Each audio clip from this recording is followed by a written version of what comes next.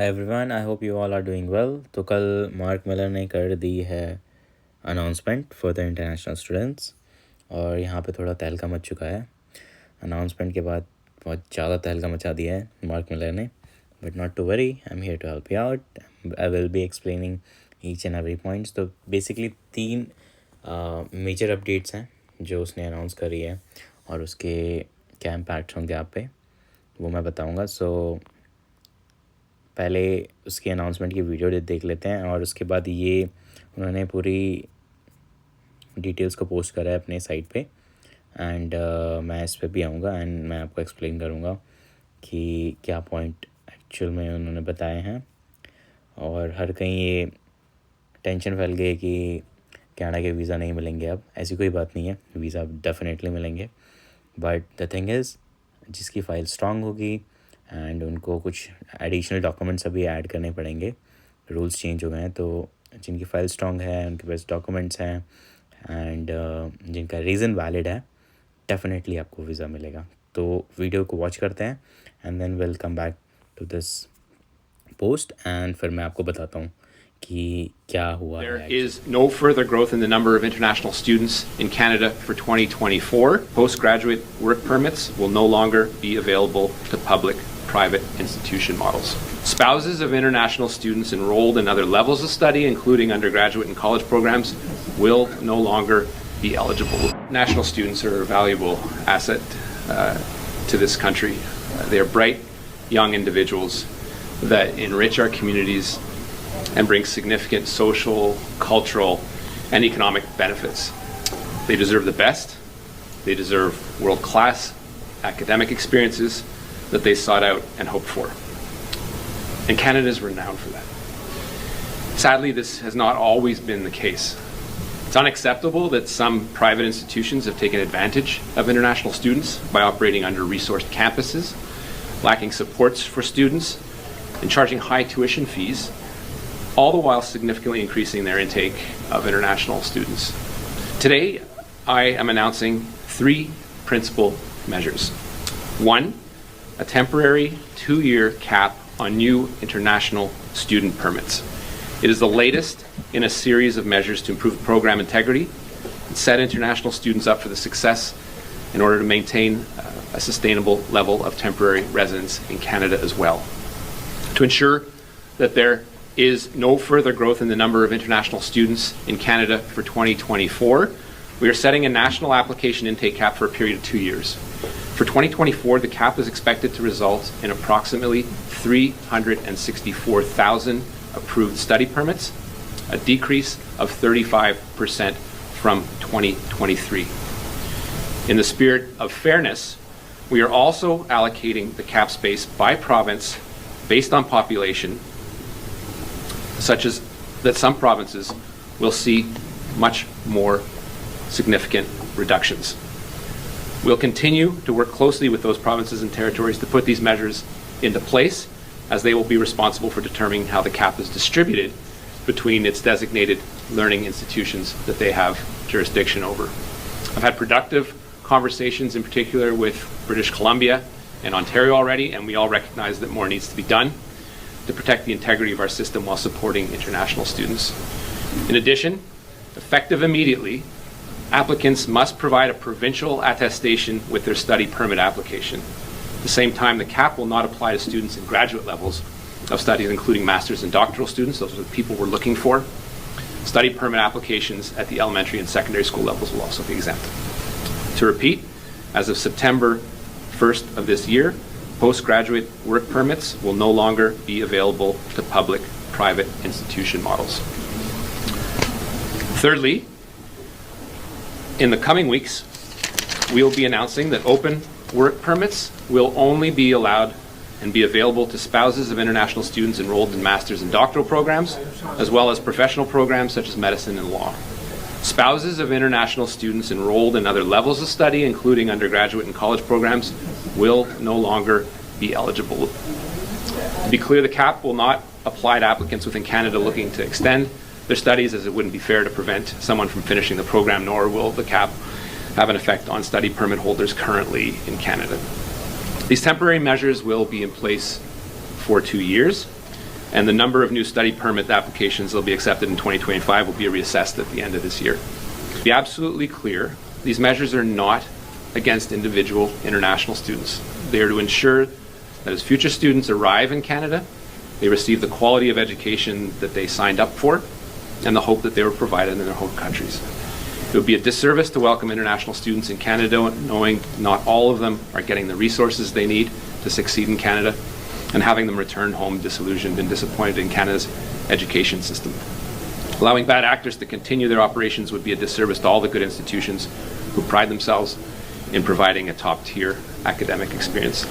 तो ये वाला वो पोस्ट है एंड स्टार्टिंग लाइन में ऐसा कुछ खास नहीं है, बट यहाँ पे लिखा है कि the cap is expected to result in approximately 360,000 approved study permit, a decrease of 35% from 2023. So इन्होंने 35% वीज़ा रिड्यूस कर दिए कंपैरेटिवली लास्ट ईयर. तो अपकमिंग ईयर्स में जो ये ईयर है इसमें ये लोग इतने ही वीज़ा अप्रूव करेंगे, 3,60,000 स्टडी परमिट ही एलोकेट करेंगे. किसको एलोकेट करेंगे? जो लोग यहाँ पे आते हैं एक्सेप्ट द मास्टर्स, जो मास्टर्स कर रहे हैं और पीएचडी कर रहे हैं या फिर मेडिकल प्रोफेशनल डिग्रीज़ कर रहे हैं मेडिकल एंड लॉ में, उनके लिए ये एप्लीकेबल नहीं है. वो कितने भी लोग अप्लाई कर सकते हैं, there is no limit for them, but except those जो जैसे 1 ईयर के प्रोग्राम में आ जाते हैं यहाँ पे, certificate programme, post graduation programme, जो ज़्यादा प्रोफेशनल स्किल्ड वाले प्रोग्राम नहीं होते, डिप्लोमा, सारे डिप्लोमा जितने भी कोर्स हो गए ना, उनके लिए इन्होंने लिमिटेशंस कर दी है 3,60,000 फॉर अक्रॉस द वर्ल्ड. कहीं से भी आ सकते हैं बच्चे, इंडिया, पाकिस्तान, श्रीलंका, भूटान, नेपाल, कहीं से भी. तो उनके लिए बस ये इतने वीज़ा ही अप्रूव करेंगे. ऐसा नहीं है कि बस ये इंडिया के लिए है, ये सारे अक्रॉस द वर्ल्ड के लिए इतने वीज़ा अप्रूव करेंगे 2024 में, जो कि बहुत कम है कंपैरेटिवली लास्ट ईयर. इसमें 35% और ऐड कर दोगे तो उतने वीज़ा इन्होंने अलॉट करे थे. एंड इसमें बैड थिंग ये है कि अभी क्या है, कंपटीशन बढ़ गया है. जिसकी फ़ाइल स्ट्रांग होगी, जिसके डॉक्यूमेंट प्रॉपर होंगे, जिसके रीजंस वैलिड होंगे, उनको ही वीज़ा अलॉट करेंगे ये लोग. और ये जो एलोकेशन होने वाली है, अब जो मैंने बताया, ये नेक्स्ट पॉइंट पे इन्होंने बताया कि ये जो एलोकेशन है 360 लाख्स की, ये प्रोविंस वाइज जाएगी. पहले क्या होता था, कोई भी कहीं पे भी एडमिशन हो जाता था, राइट. तो अभी कनाडा में क्या है कि 10 प्रोविंस हैं एंड 3 टेरिटरीज़ हैं. तो ये जो गवर्नमेंट है ये वीज़ाज़ एलोकेट करेगी, जैसे जिस प्रोविंस में जितने भी लोग होंगे या जैसे कि जितने कॉलेज होंगे अकॉर्डिंगली. जैसे 10% 36,000 कर दिए आपके ब्रिटिश कोलंबिया के लिए, एंड 20,000 कर दिए नोवा स्कॉशिया, 10,000 कर दिए क्यूबेक के लिए, according to the population and according to the number of college जिस प्रोविंस में जितने हैं, ठीक है. तो उसके हिसाब से एलोकेट करेंगे. तो अब क्या होगा कि आपके पास चॉइस नहीं होगी कि भाई मैं तो यहीं जाऊंगा. आपको ऐसे प्रोविंस में भी जाना पड़ सकता है जहाँ पे टेम्परेचर -50 होता है, जैसे सस्कैचुअन हो गया. आपको क्यूबेक भी जाना पड़ सकता है, ठीक है. सो इसी के साथ इन्होंने एक चीज़ और ऐड कर दी है कि इसके साथ आपको एक डॉक्यूमेंट चाहिए होगा जिसका नाम इन्होंने दिया है अटेस्टेशन. ये होगा जो जितनी भी प्रोविंस है ना, ये आपको ये इशू करेगी. एक अटेस्टेशन डॉक्यूमेंट लेटर होगा जो कि आपको IRCC को प्रोवाइड कराना पड़ेगा जब आप अपनी फ़ाइल को लॉन्च करेंगे. अगर जिसके पास ये नहीं है, सो समझ लो उनके चांसेस बहुत कम है, या दे आर नॉट एलिजिबल. उनका राइट अवे ये लोग रिजेक्ट कर देंगे. तो इसका जो प्रोसेस है वो अभी ये लोग लेटर बताएंगे कि भाई ये आपको कैसे फॉर्म फिलअप करना है, आप इसको कैसे ले सकते हो. तो इसका भी प्रोसेस अभी आएगा. तो ये एक नई चीज़ आई है.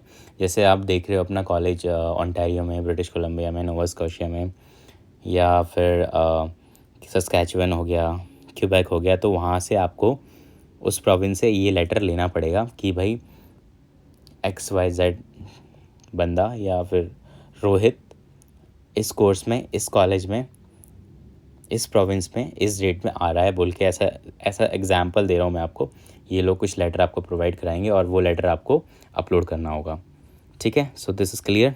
एंड जो नेक्स्ट है आपका या जो इसके अलावा जो मास्टर्स डिग्री हैं और पीएचडी प्रोग्राम्स हैं एंड प्रोफेशनल डिग्रीज़ हैं इन मेडिकल एंड जो मेडिसिन्स एंड लॉ होते हैं, उसके लिए कोई भी कैप नहीं है, कोई भी रिस्ट्रिक्शन नहीं है, कितने भी लोग अप्लाई कर सकते हैं। This is just for the diploma course and जो 1 ईयर के कोर्स होते हैं, प्रोफेशनल डिग्रीज़ नहीं होती, जो नॉर्मल सर्टिफिकेट प्रोग्राम्स होते हैं उनके लिए। नेक्स्ट पॉइंट पे चलते हैं। तो यहाँ पे कुछ खास दिया नहीं हुआ, बट ये जो 2 पॉइंट, ये पॉइंट्स ये बहुत ज़्यादा इंपॉर्टेंट है, स्पेशली ये पॉइंट। अभी इन्होंने ये कर दिया है कि ये लोग अब वर्क परमिट नहीं देंगे। अगर आप, अभी तो ये होता था ना, आप जो लिस्टेड कॉलेजेस हैं डीएलआई आपको मिल जाता था, बट नहीं, अब क्या होगा कि ये बस उन्हीं कॉलेज को वर्क परमिट अलॉट करेंगे जो पब्लिक कॉलेज हैं एंड या फिर यूनिवर्सिटीज़ हैं। अगर आपने किसी प्राइवेट कॉलेज से किया है स्टडी, या you can do that, but आपको ये लोग वर्क परमिट अलॉट नहीं करेंगे। तो मैं आपको ये पब्लिक कॉलेज का ये जो इसका एग्जांपल रेफ़र कर देता हूँ। जैसे आप कोई डिवाइस ख़रीदते हैं, फ़ोन ख़रीदते हैं, राइट, स्पेशली एप्पल का। तो जैसे होता है कि एप्पल का एक ऑथराइज स्टोर भी है एंड नॉन ऑथराइज स्टोर भी है। नॉन ऑथराइज में आपका जैसे ऑनलाइन हो गया फ्लिपकार्ट, अमेज़ॉन, ये तो इंडिया में हो गया। क्रोमा भी इंडिया में है, बट यहाँ पे कनाडा में क्या है, वॉलमार्ट है एंड बेस्ट बाय हो गया, या जितने भी दूसरे स्टोर्स हैं। तो अगर आप देखो, डिवाइस तो आप दोनों स्टोर से ले सकते हो, राइट, इट्स अवेलेबल। एंड पहले क्या होता था, पहले ये लोग क्या बोल रहे हैं कि पहले ऐसा होता था कि डिवाइस आप ले लेते थे, वारंटी आपको दोनों, वारंटी आपको मिल जाती थी, राइट, भले आपने ऑथराइज स्टोर से लिया हो या नॉन ऑथराइज से लिया हो। लेकिन अब क्या होगा, इस अनाउंसमेंट के बाद ये लोग बोल रहे हैं कि आप डिवाइस तो ले लो, लेकिन हम आपको वारंटी नहीं प्रोवाइड कराएंगे। अगर आपको वारंटी चाहिए आईफोन की, तो आपको डिवाइस हमारे ही स्टोर से लेना पड़ेगा, ऑथराइज्ड एप्पल के स्टोर से डिवाइस लेना पड़ेगा, तभी आपको वारंटी मिलेगी। तो वारंटी को मैं यहाँ रेफ़र कर रहा हूँ वर्क परमिट से, एंड डिवाइस को मैं रेफ़र कर रहा हूँ स्टडी से। तो स्टडी अगर आप करते हैं पब्लिक एंड यूनिवर्सिटी से, तो you are eligible for the work permit. अगर आप ये किसी भी प्राइवेट कॉलेज से करते हैं तो आपको वर्क परमिट नहीं मिलने वाला। तो ये पॉइंट हो गया क्लियर। अब नेक्स्ट पॉइंट में है, आप इसमें ये बोल रहे हैं कि जो भी आपके पीएचडी वाले प्रोग्राम्स होते हैं, मास्टर्स प्रोग्राम होते हैं and professional in medicine and law होते हैं, प्रोफेशनल डिग्रीज़। पहले क्या होता था, जैसे आप अगर मास्टर्स कर रहे हो, एमबीए कर रहे हो, कोई शॉर्ट टर्म का अगर मास्टर्स प्रोग्राम है, जैसे 1 साल का है, तो आपको 1 साल का ही परमिट मिलता था। कोई 16 मंथ्स का है तो 16 मंथ का ही परमिट मिलता था। बट अब क्या होगा, वो आपकी मास्टर डिग्री होनी चाहिए, बट आपको अब जो मिलेगा वर्क परमिट, वो आपको 3 ईयर्स का मिलेगा। भले ही आपकी स्टडी 8 महीने में डन हो रही है, 16 मंथ्स में डन हो रही है, but you will be getting 3 years of work permit. तो ये एक अच्छी चीज़ हो गई है अभी। नेक्स्ट पॉइंट इज़ गाइस, इसमें स्पाउस से रिलेटेड है। अभी इन्होंने इसमें भी लिमिटेशन लगा दी है, वीज़ा नहीं मिलेंगे। अब there is a catch, visa मिलेंगे भी, नहीं भी मिलेंगे। वीज़ा किसको मिलेंगे स्पाउस में, इस केस में जो मास्टर लेवल की स्टडी करने आ रहे हैं, मास्टर्स करने आ रहे हैं, या फिर डॉक्टरल प्रोग्राम्स में आ रहे हैं, they are eligible to bring their spouse here, and उनको वही ओपन वर्क परमिट मिल जाएगा and they can work. And जो दूसरा बंदा है वो पढ़ाई कर सकता है। लेकिन अभी क्या हो रहा था, लास्ट टाइम क्या है ना, गवर्नमेंट ने ऐसा कर दिया था कि आप कोई से भी प्रोग्राम में आ जाओ, भले ही वो 1 साल का हो, 16 मंथ्स का हो, आप अपने स्पाउस को बुला सकते हो और उसको ओपन वर्क परमिट मिल जाएगा और वो काम करके आप स्टडी कर सकते हो। लेकिन अभी इन्होंने बिल्कुल ख़त्म कर दी वो चीज़। अब ये स्पाउस वीज़ा उन्हीं को मिलेगा जो यहाँ पे मास्टर्स करने आ रहे हैं या फिर कोई प्रोफेशनल डिग्री करने आ रहे हैं, डॉक्टरल प्रोग्राम में आ रहे हैं। बाकी किसी को भी स्पाउस वीज़ा नहीं मिलने वाला है। तो ये पॉइंट में इन्होंने ये बताया। तो ये थी अपडेट गाइस, नेगेटिव होने की ज़रूरत है नहीं। स्टिल अगर आपकी फ़ाइल में दम है, आपका प्रोग्राम सही है, आपका रीज़न वैलिड है यहाँ आने का, आपकी एसओपी अच्छी है। अगर एसओपी में आपको हेल्प चाहिए तो मैंने एसओपी से रिलेटेड भी वीडियो डाली है, you can just check that out as well. आपको नेगेटिव होने की ज़रूरत नहीं है। स्टिल 360 बड़ा फिगर रहता है, 3,60,000 वीज़ा बड़ा फिगर है आपका उसमें आ सकता है, बट आपको बस वही डॉक्यूमेंट्स प्रिपेयर करने हैं, वैलिड डॉक्यूमेंट्स होने चाहिए, वैलिड रीज़न होना चाहिए, एंड आइल्स में स्कोर खींच लो जितना खींच सकते हो, बाकी तो it depends on luck. And thank you so much guys for watching this video. If you like this video give me a thumbs up and मिलते हैं अगली वीडियो में. And stay safe.